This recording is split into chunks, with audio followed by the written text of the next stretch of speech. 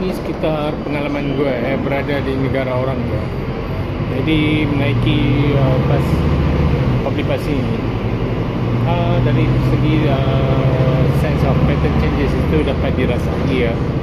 Sungguhpun bus ini merupakan jentera yang paling berat ya, jentera kelasnya dia berat untuk membawa passenger.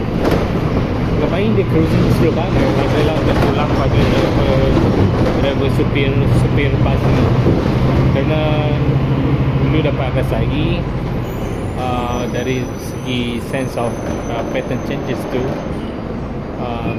dari segi bunyian benda tadi semasa dia break itu, dia menggunakan pneumatic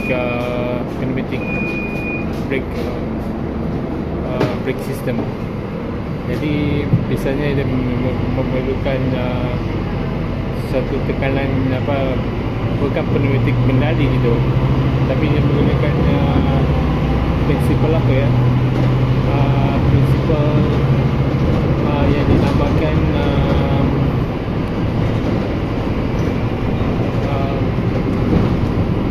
air compressor brake gitu.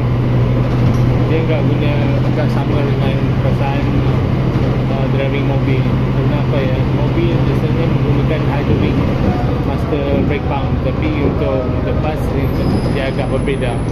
Jadi lu dengar sendiri dia punya friction antara brake system gitu. Lantas di corner